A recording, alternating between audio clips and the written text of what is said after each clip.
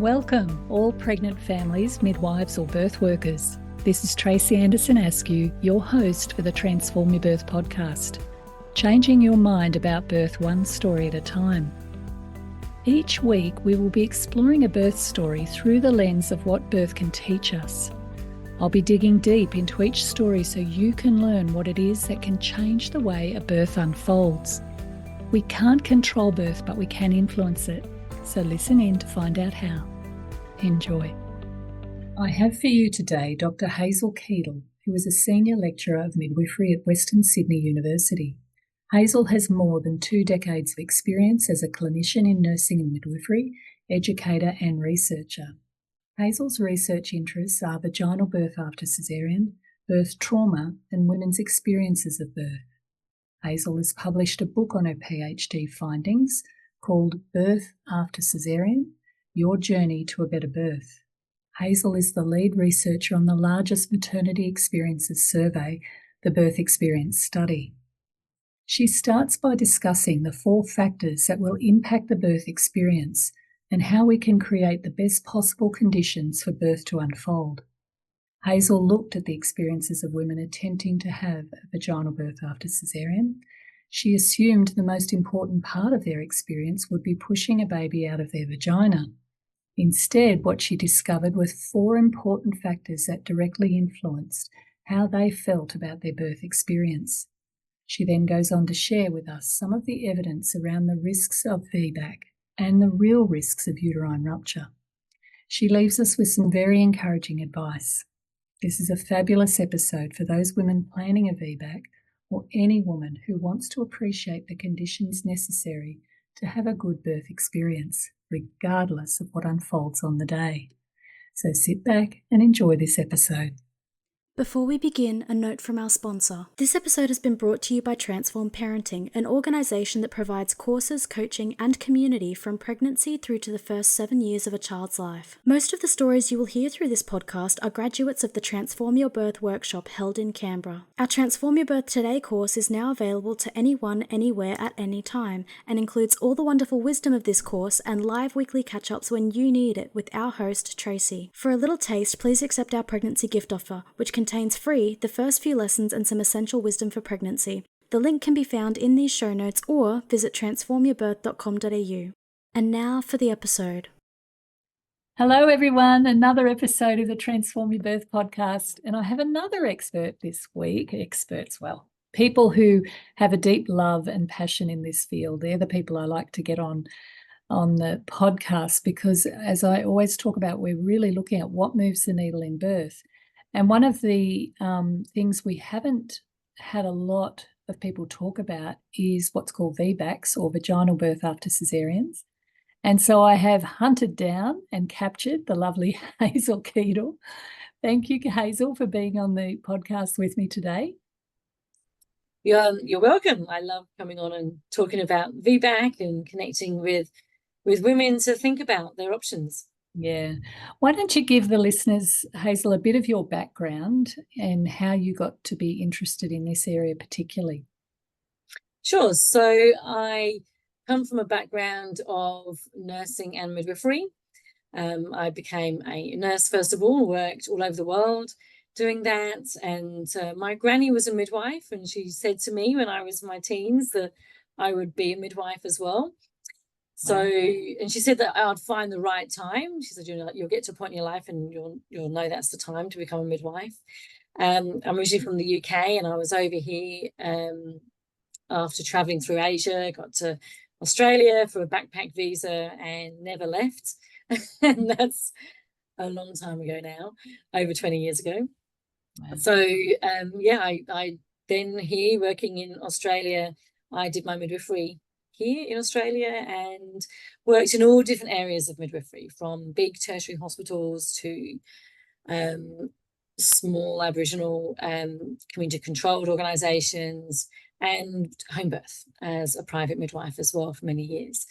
I had my own babies in very quick succession just after I'd graduated as a midwife, and had a unplanned caesarean for my first, and then a VBAC for my second, and they were only 15 months apart.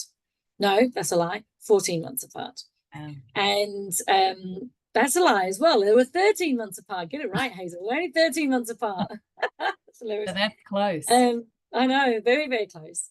Mm. And I was, when I fell pregnant very quickly after my cesarean, I kind of went into a bit of a tailspin thinking, I really, really wanted, my first one was a planned home birth and then an unplanned cesarean.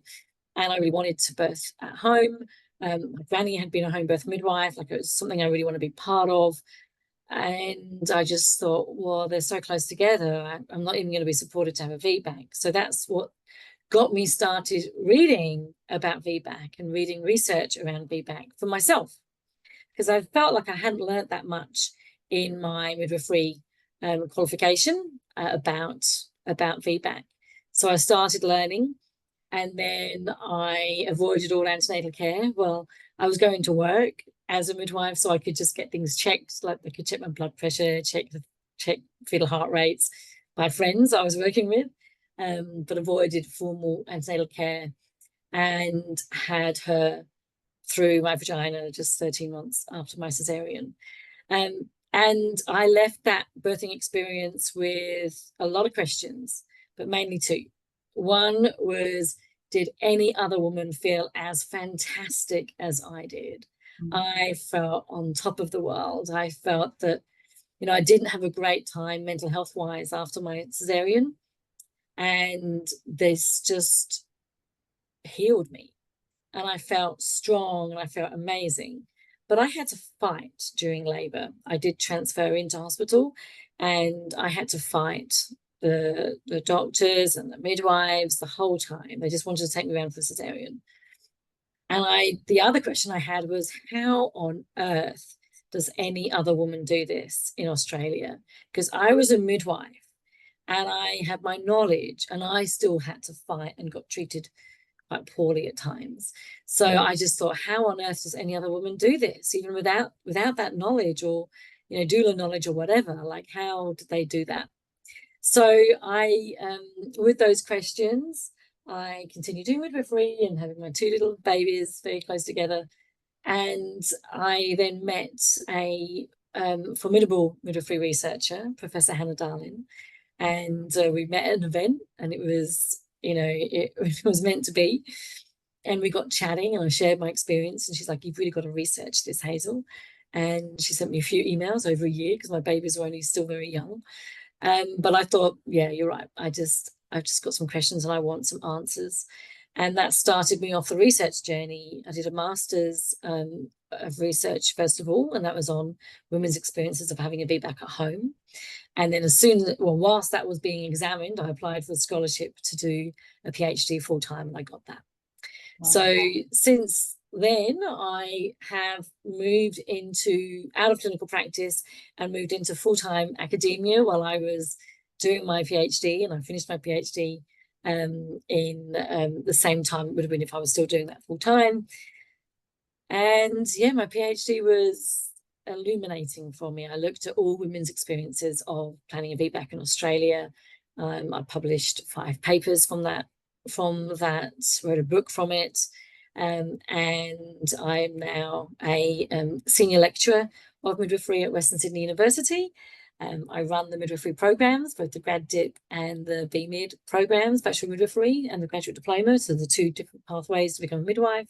I'm the director of the midwifery programs now, so I've got a team of academics that work alongside me to deliver those programs, and I lead research. So I'm the lead researcher on Australia's largest ever maternity experiences survey called the Birth Experience Study.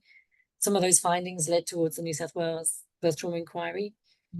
And it's now an international collaboration too. So it's gone from the small survey to a massive international collaboration with over 10 countries that I'm coordinating.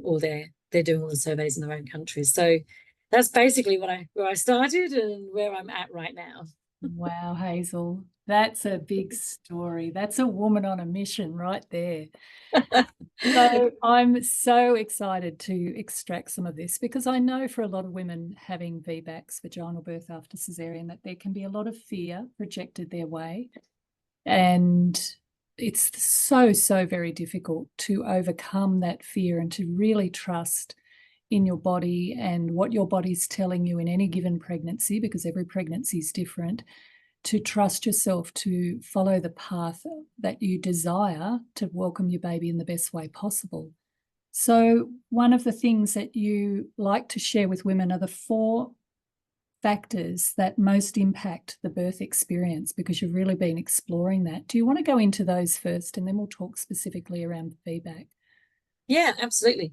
So these, as I was going through the research process for my PhD, I did a mixed method. So that basically means you do the qualitative stuff, which is, you know, really getting into the woman's experiences and individual experiences. And I followed 13 women throughout their entire pregnancy, labor and birth and postnatal period.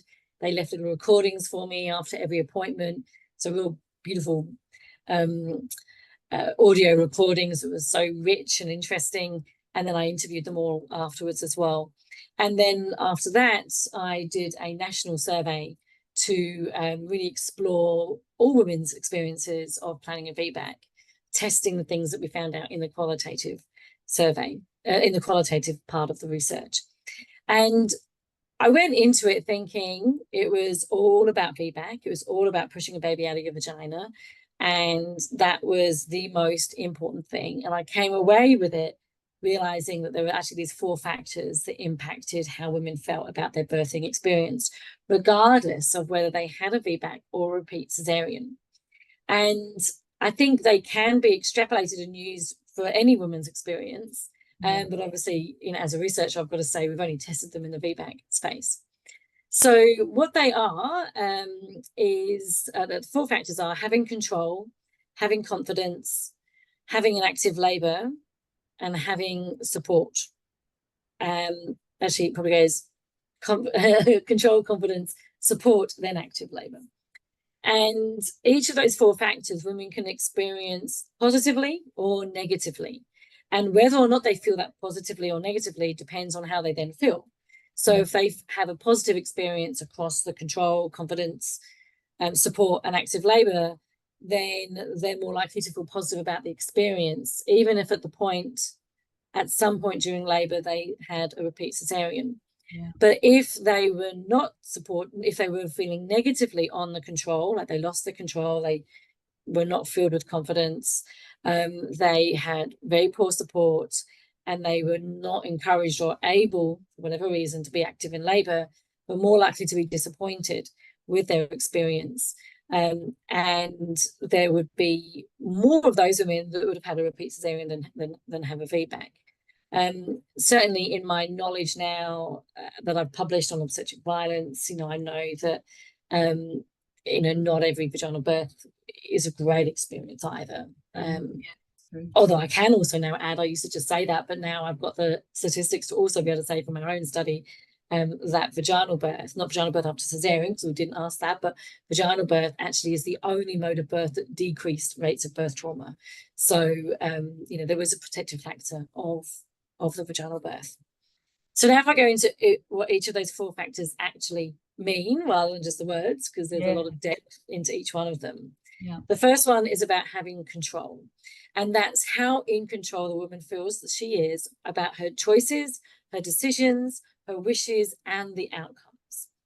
And the reason control is so important, because when we look at research around birth trauma, especially that qualitative, which is the woman's experiences, the loss of control is a major theme that comes out. And so women feeling that they've lost control, and it can be a variety of different things that you've lost control over, just that feeling like it's all out of your control now and people are doing things to you, not with you or for you, has a link with feeling it was a traumatic experience. So being in control obviously is important. So the opposite of that is being in control. And that could be in a variety of different ways. So was she in control of the options that she wanted? Was she able to choose to have a vaginal birth after Caesarean? Was she able to choose which interventions she wanted or not? Was she able to choose how she was cared for during the pregnancy or the entire perinatal period? Was she able to have control on who was there or who wasn't? Control can come down to whatever it is that the woman really needs to feel that she had control of. Even during an emergency, the woman can have a sense of control, because that's what informed consent is, right? Like, the informed consent is the woman making the decision to say, okay, I know the options and I'm making this decision. I'm making the informed consent, the informed choice, and give you informed consent.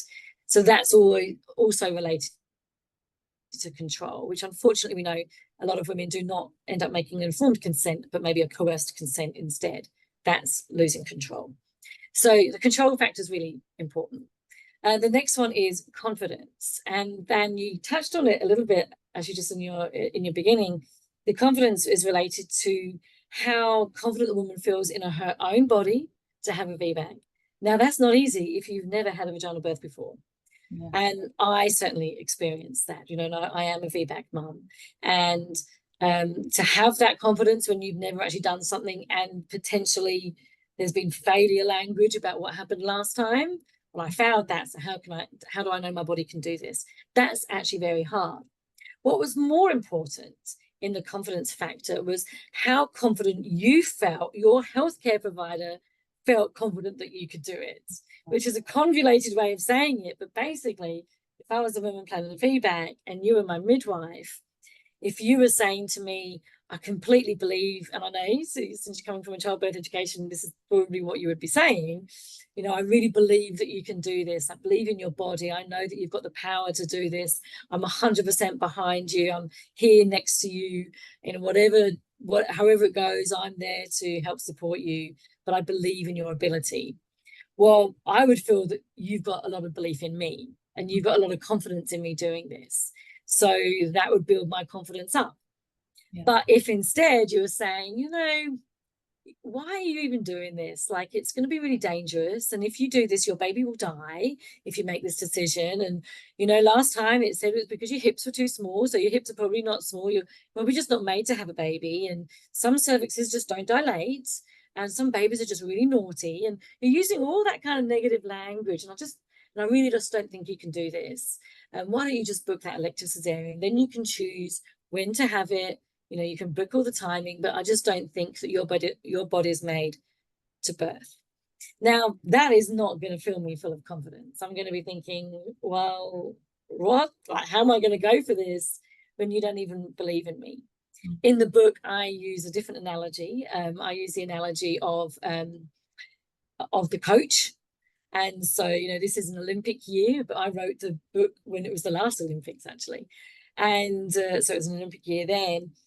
And I don't know if you remember going back to the last Olympics, there was this meme of a coach it was in the swimming pools, and he was in the stands, and the cameras kind of gravitated towards this coach who was like, the stands like this, like, yes, you can do it. And the coach was like so excited. We never know if that woman or whoever was swimming, I'm not sure, if the swimmer won the race or not, but it kind of didn't matter. Because they'd already won in the coach's eyes, and they had 110%, and all the memes that came out were like, I want a coach like that. Yeah. And I looked at that and I thought, well, that's what women deserve as well. Yeah. Like, we don't have that many babies these days, and most Olympians don't go to that many Olympics. And think about the time and money and effort that is given to Olympians and to sports people, and fair enough, they do amazing work. But women also are going through something that is just as life-changing and important, and they deserve to have that kind of coach next to them by their side saying, I really believe in your ability to do it. So even when you know, like, if you imagine this person going to the Olympics for the first time, they may have won all these other races, but they've never run in the Olympics before, they're going to not know if they can do it. But if their coach believes that they can, that will take them along, and they'll celebrate with them at the end. And that's really that confidence, you know, having that confidence, having your care provider go, I really believe in you, and I'm here for you, and I've got all the skills to be able to help you. And if I don't, I've got this other group of really cool people who are going to help you as well. That's the kind of confidence you want when you don't know what you don't know because you've not done it before. The next one, which Hazel, before you go on from there too, I think it Yeah. needs to be said that there are different models of care which you are more likely to get that level of confidence, and it's usually continuity of a known midwife, where you've got someone who's there to buffer you from some of the negative language around it, to promote confidence, because we do look to the people, you know, who have this knowledge that we don't as birthing women, to guide us and support us and to protect us and keep us safe. And when you're in a public system, and not all private obstetricians, some are very supportive of vaginal birth after caesareans, but if you're getting different caregivers every time you go in, and some might be positive and some might be negative, that can be very disempowering. But the other thing too around confidence, and I've watched a lot of my own personal families go through this who are coming to me to learn about my method of helping prepare people for birth, which involves the mind and the body. And I think, helping people to understand the physiological process, to understand the power of the hormones, to understand the way the brain works, to understand the nervous system, and how the fact that the body is actually automated to do this. We don't have to think to give birth. The body just knows, it's wired into the nervous system.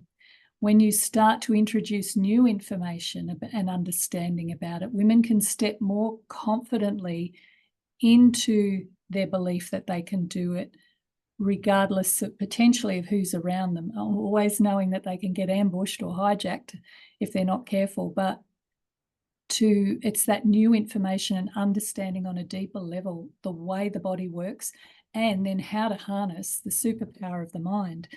Because birth is much more of a mental thing than it is, although the mental and the body is connected, totally connected. So it's a mental challenge to really step into that belief. So yeah, I think absolutely. And one of the things that we know contributes to high rates of VBAC is if the woman has had a vaginal birth before. And it always kind of makes me laugh when, you know, maybe our medical colleagues or other midwives will say, oh, well, she's had a vaginal birth, so, you know, she can really go for this. And they talk about it as if it's purely the physical side. And I'm like, are you crazy? It's the mind that is at play here. The fact that she has done it before is the confidence that she knows that she can do it. It's got nothing to do with her uterus. It's completely to do with the mind. And the fact that if you've had a previous VBAC, your rates go from, say, around 60% chance of it happening in a fragmented model up to over 80%. Well, that's nothing to do with anything but the fact that your brain knows it. In my book, when I look at confidence, I actually talk a lot about what you were saying about learning about how to understand the processes of labor and birth as well. And I suggest that women go and find people like yourself, or go and do alternate birth classes. And I look at the research around that as well, you know, why that's so important to go and do. Because often women, after they've had a cesarean, and especially if that was their first birth, they reflect back and go, you know what, I wasn't as knowledgeable as I should have been. And maybe I just went with the flow, or maybe I did, you know, the standard education on the fragmented system and just didn't get that information. So then next time round, it's like they have their blinkers taken off, and then they go and learn about it. And that was hopefully one of the places my book has, but also then telling people to go and find out even more, go and learn about the alternate birth classes, so you can really learn more about your body. Because I think, you know, you don't need just one thing. You need many things, and that's why there's those 4 different factors. You need so much. You've got to try and build your own confidence up, but you also want to have the confidence, feel that the people around you are confident in you as well. So they all have a little interplay as well. It's so important. The hospital classes, people have to realise there's a lot of really great hospital classes, and I encourage my families to do them, because you get a sense of the what the ground rules are and how they operate, and what their policies might be, and they'll educate you about childbirth. But it can also be very driven by what the hospital needs you to know to work in their system, rather than really helping you to understand what's important to you. What do you need to communicate to your carers? How do you need to help them know what your values are and how you're approaching this and how they can best support you?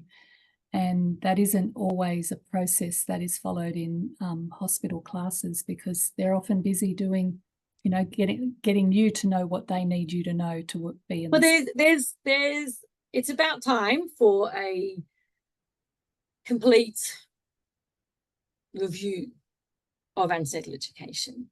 And you know, this came out in the birth trauma recommendations from New South Wales, that there needs to be a, you know, look at it.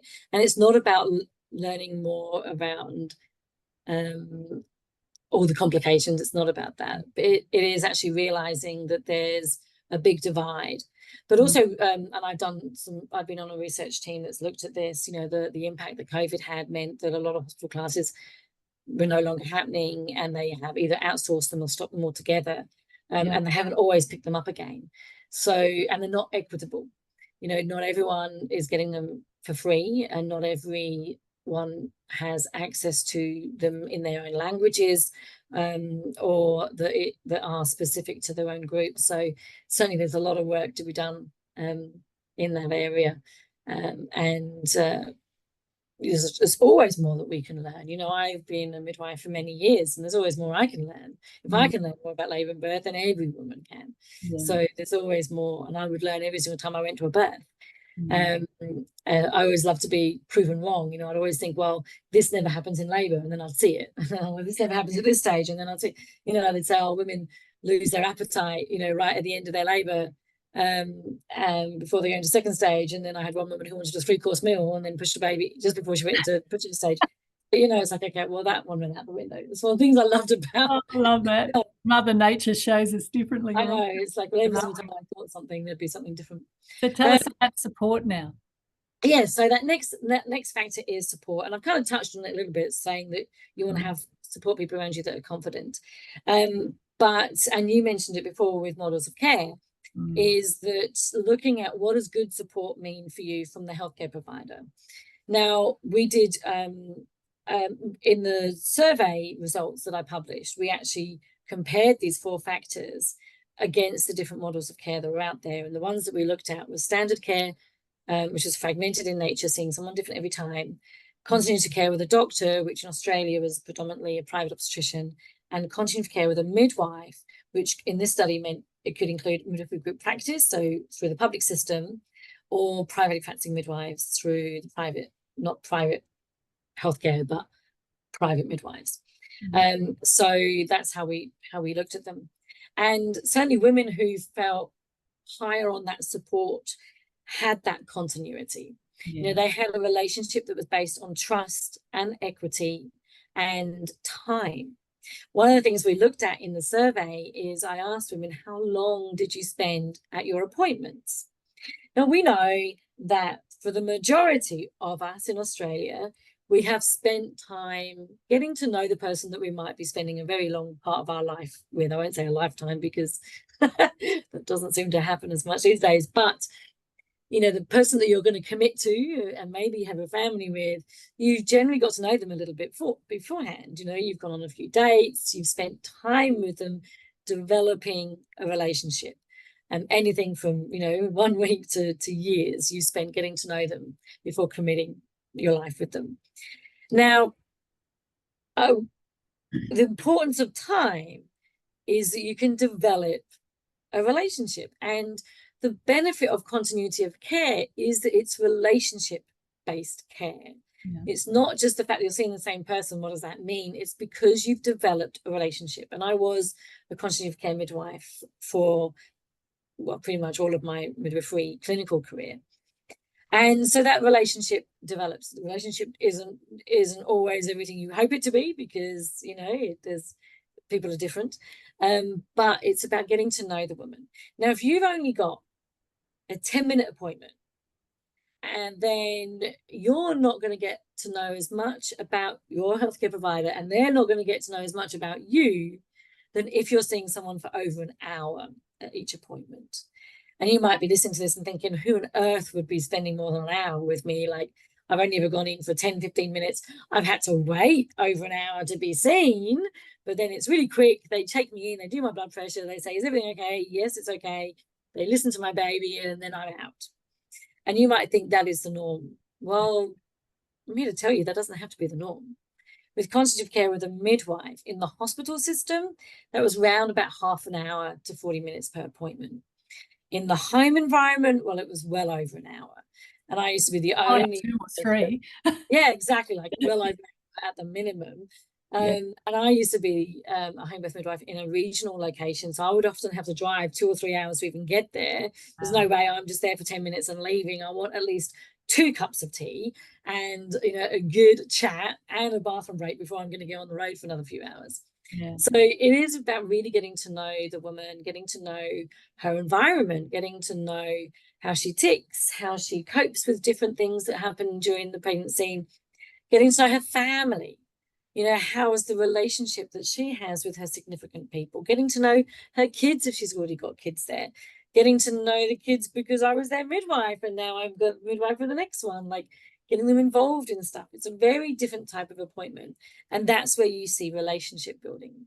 So that kind of support was vital, and not all continuity is the same. So just because you've got continuity doesn't mean that you from one healthcare provider will mean that you get all the benefits that you could potentially get with another. And so that's something that we looked at as well. So support was really about the trust, that you trust them and that they trust you. That it was relationship based, so you got to know them and they got to know a lot about you. And there was, I think, a shared vision. You're both wanting the same thing, knowing that there are going to be there can be some changes to that, but there needs to be flexibility with that, but you've got the same vision and you've been able to share stories, and it's very reciprocal. One of my dear colleagues wrote a beautiful PhD where she sat in and watched different types of midwives talk to women, and that was reciprocity. I can never get that word, sorry, of storytelling. So the midwife sharing a story of either themselves or of another woman that they may have cared for was actually really important in not taking over the conversation, but in relating to incidences that occurred that the woman was sharing. They're all really important. So if you had a relationship with a healthcare provider that provided all of that, then you're more likely to feel support. If you had none of that, like if you were just seeing someone different every single time, you're only there for 10 minutes, you're having to repeat your story, there's no one really sharing anything back, because certainly those of us that have trained more in the nursing or medical background, we're told, don't you share anything. You're meant to just be this ghost coming in, doing what you're doing, and then get out. Don't let them know anything about you. And then you become a midwife and you're like, but geez, like, as a home birth midwife, they met most of my family. So, like it's a very different type of role. So that's support. And then the final one is active labour. And that's really important because for women who've had a previous caesarean, they probably had active labour or they've had labour before. And then, it's had a caesarean for whatever reason. Now, active labour is important because by this point they've maybe increased their knowledge, and active labour, we know, is more likely to lead towards having a vaginal birth. Being on a bed the entire time, pumped full of drugs, is not. So active labour, being upright, being active, being able to move around, to be able to do different things in labour, and being supported to do that. Being able to be in different positions, to be able to use different things, be able to get into the water, all these different things. If women had almost like ticked off absolutely everything they could, the rebozo, the swinging from the chandeliers, whatever it was that she could do, all of that.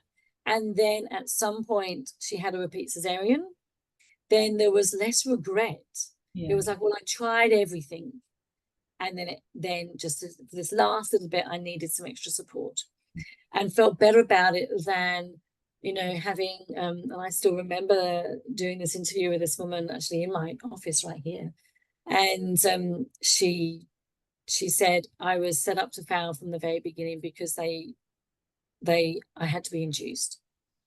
And so from the very beginning, she couldn't be upright. She wasn't encouraged to get off the bed.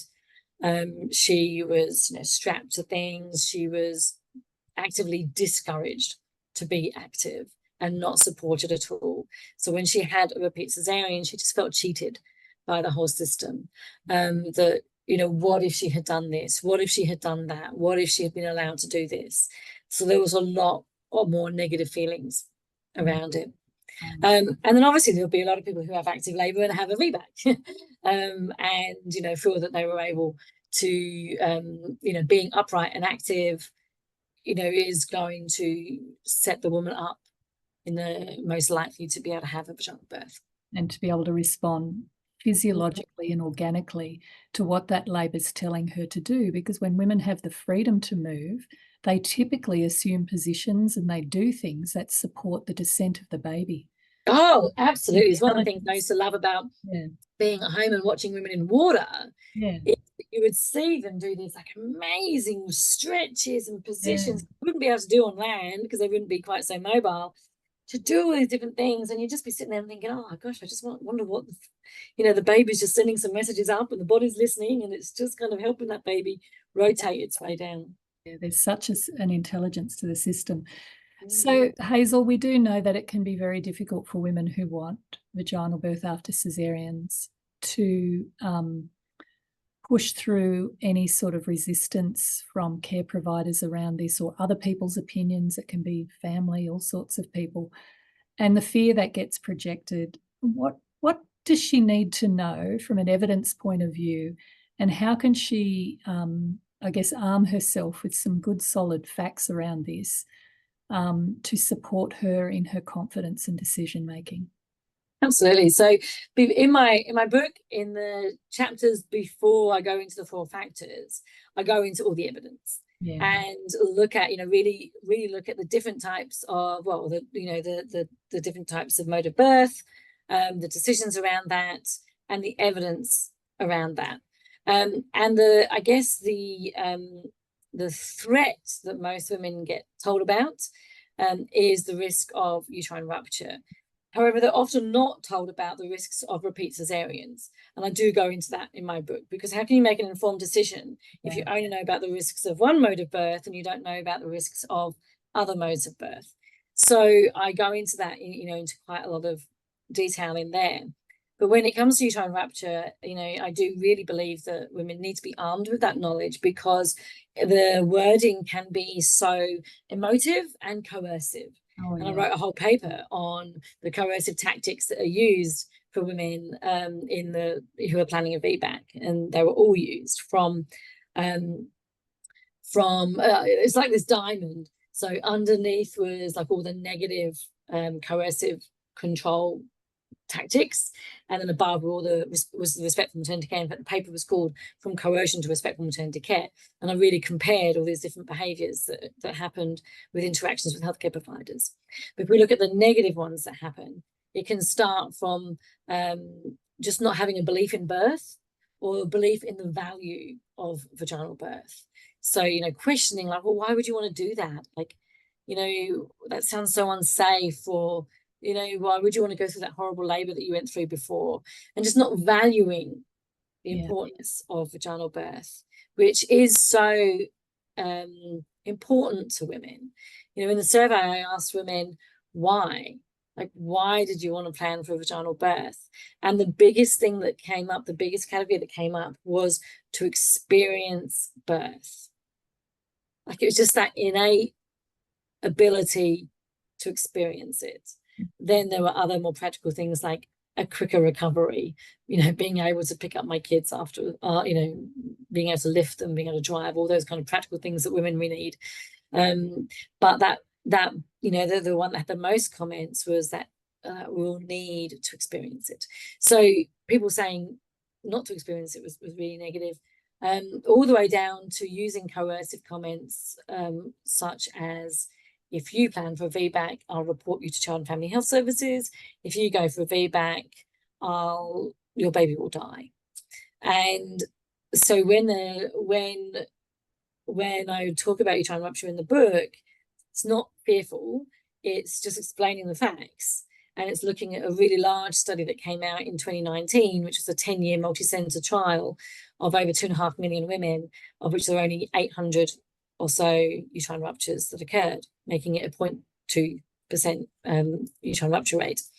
And one of the really good things about that paper is that they actually explored what happened to the women that did have uterine rupture, both to the women and to the babies. So we could actually look at the outcomes of that as well. So if we think of the threat that's often given, if you plan a VBAC, you will have a uterine rupture and your baby will die. What this study found was that 90% of babies survived a uterine rupture. So rather, instead of saying you will have a uterine rupture, your baby will die, like they're exclusive, but that was right for 10% of the babies. 90% of the babies survived. And when they would say, if you have a uterine rupture, both you and your baby will die, only 2 women died. Out of how many all up? 200 million? 850. 800. So it was a multi-center trial looking at over 2.5 million births, of which there are only 800 and something uterine ruptures. Then they did a deep dive into those uterine ruptures. The majority of them had a previous cesarean. Some didn't, but the majority were from a previous cesarean. So yeah, it's really breaking down those numbers and understanding what can happen. And the other factor that might... Can I just go back? You just glossed over a thing there, that some of those uterine ruptures were from women who hadn't had cesareans. Yeah. So we know that can occur. Yeah, that's a point that needs to be highlighted, actually, because it's always thrown at these previous cesarean women, but they don't realise that that's something that can happen. It can happen. It can happen for a variety of reasons. It can happen due to hyperstimulation of the uterus during an induction of labour process. It more likely to happen due to blunt trauma. So having a car accident, for example, with a seatbelt, being violently attacked, which can happen with especially in family violence situations and intimate partner relationships, and sometimes with women who've had a lot of pregnancies. And so they might, but it's very rare. It is a rare event. Like, I don't want to say all this stuff and then women just freaking out thinking their uterus is about to explode. Like, it's a very rare, it was 0.2% of women of all that 2.5 million that actually did have a uterine rupture. The most common reason or factor contributing to it is having repeat cesarean, and that's obviously because there's a scar on the uterus. But again, that's still not very many. Like, that's still not meaning that every single woman is going to experience it. And that's what I do in the book. I really try and break it down into language that is easy to understand and that you can arm you with that knowledge, so that when if you go to that appointment and someone does use coercive tactics on you, and we even have a term for it, it's called the dead baby card. The fact that we've got a term for it is shocking. In other countries and cultures, it's called shroud waving. So, we've even got terms for it. This doesn't mean that we should normalize it. It's actually coercive control. So if you're going along with that information, and I've seen this, women have sent me photos of the book with notes and highlighters and like little sticky notes all over it, and they go in there with it and they're ready in case they get told that information, and they can back it down and go, well, actually, this page says blah, blah, blah, blah, blah, blah, and they can't dispute it because it's evidence. And so, there's a lot of things to be aware of, but it is important to kind of understand the context of it all. And I would also say, just because I've written a book on it doesn't mean it's never going to happen to you. No one can guarantee to you it never will. But one of the things I've tried to shine the light on is it's not always a death sentence. There is more to it. And in fact, the second part of the book is full of women's stories. And because like you, I love, really learning from women's stories. And there's even stories in there, maybe 2, if I remember correctly, of women who'd had a uterine rupture. And they talk about their experience or their pregnancy afterwards. So the uterine rupture card is usually the biggest one that gets thrown at women preparing for a VBAC. Is there any other information that would be really helpful for women to know in order to build their confidence and preparation for a VBAC? I think what's really important is to dig deep and really know the whys, like why you want the different things. I know you've spoken to Catherine Bell from Birth Mapping, and that's certainly one way of doing it. And she's actually written a section in my book as well about how to use that for VBAC. There are other things that can be done alongside that as well to really explore what's important. I have an exercise in the book where I use art therapy, and I try and get women out of that analytical brain and into more of the creative space. And it came from a book called Birthing from Within. I can't find it in that book anymore, but I'm sure that I did it as a practice myself. I wasn't a night shift, so maybe I made some of it up as I went along, but I used it in my practice as a midwife, as an antenatal educator. I used to use this practice all the time, and now I do it as a way of being aware of your own biases for student midwives. And actually, when I've traveled the country doing interdisciplinary workshops around VBAC, I've also done this with professionals. So I've used this one, it's well and truly used up. And what it does is you sit and you draw 3 pictures. And if you're planning a birth, you've also got your birth support person who's going to be there with you to do it as well, but not next to you and copying. They've got to be in their own space. And they draw their ideal birth, they draw their worst case birth, and then they draw their worst case made better. And it's so important in the VBAC space. So that ideal birth is, you don't give any further instructions, you just draw what's going to be there. Yeah. And the same for the worst case, and then the same for the worst case made better. And what you can basically end up with, I won't go into all the different details, but and the instructions for it are in the book. I've given a step-by-step, do this, this, and this, and this, and this, and how to do it. And I've had lots of women come back to me and thank me for having it there and that they used it and it was a really good tool. But basically what you end up with, your ideal birth is, well, that's basically your ideal birth, right? It's got all the pictures in there, all the things that you really want. And there, a lot of that is your essence of what's important for you for birth. And then your worst case, it may well have been what you've already experienced if you've had a caesarean, like that may come up, but other stuff might come up as well. But then your worst case made better is actually the things that are really important to hold on to if you end up having something similar to your worst case. And so what women can often end up with is their first plan, or whatever you want to call it, their first, what their ideal birth would be, but then they kind of got their plan B. So part of being in control, and this is in the control chapter, is to not be closed off to any other options that can happen, because you can't guarantee. I can't guarantee, if you are listening and you're planning a VBAC, I'm sorry, but I can't guarantee you're going to have one. I can, in the book, I've got lots of things that can help increase your chances of having it. But actually, I want you to feel better. I want you to feel happy with the decision, with whatever happened. And so having your worst case made better, having your plan B, means that there might be things that are really important to you. Maybe that didn't happen last time, or maybe it did, and it was something that was really beneficial. And they're the things that you can really hold on to. And that can help you retain control when a situation goes in a different pathway than what you were hoping for.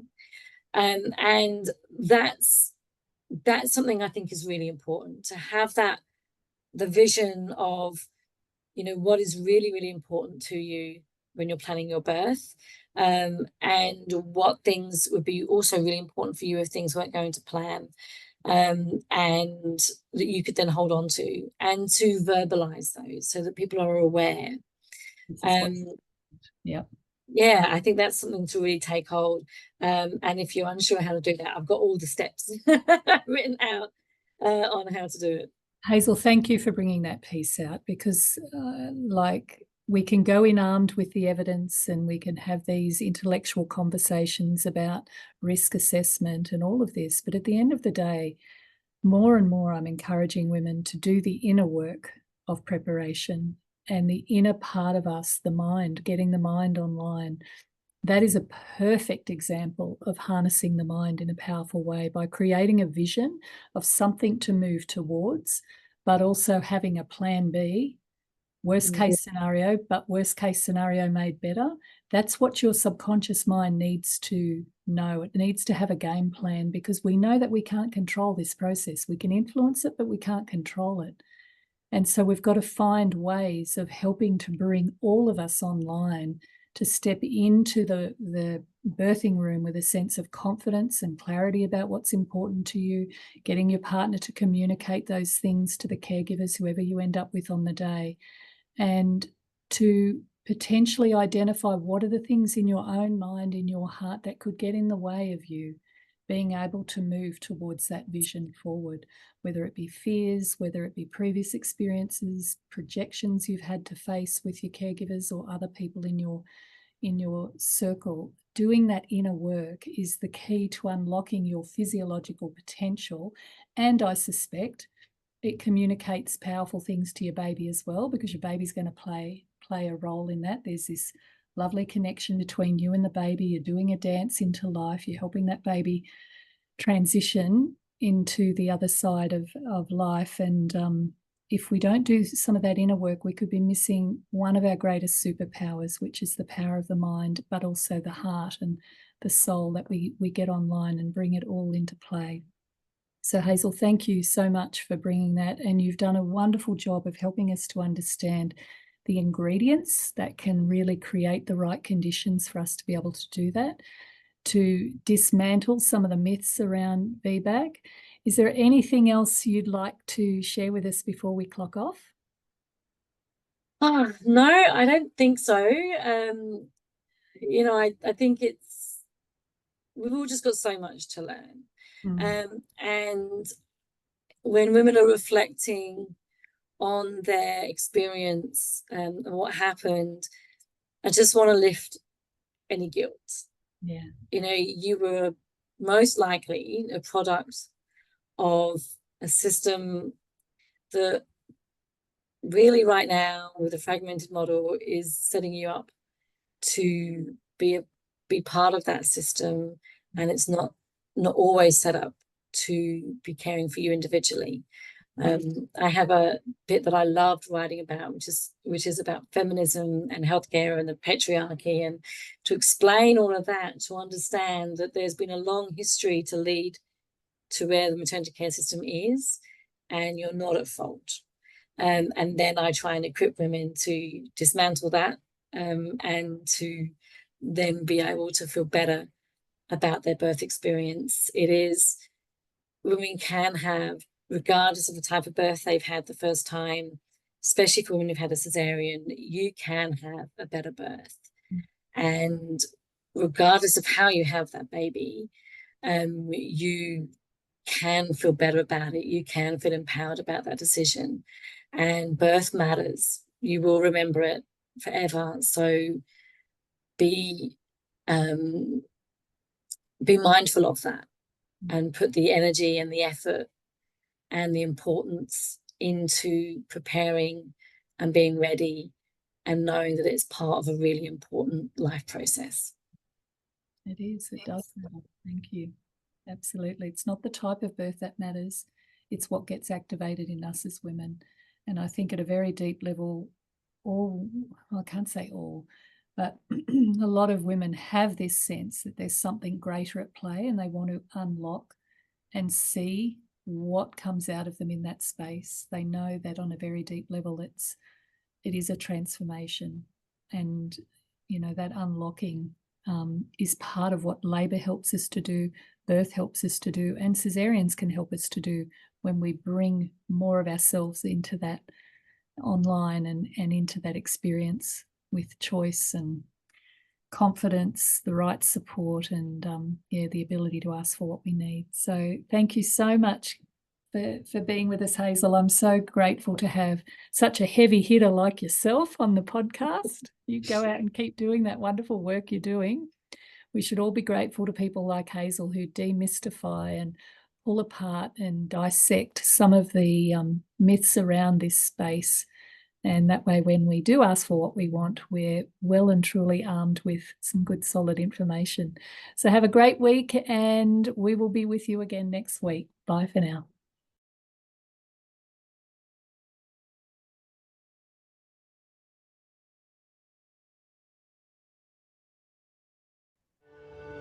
We hope you enjoyed this episode.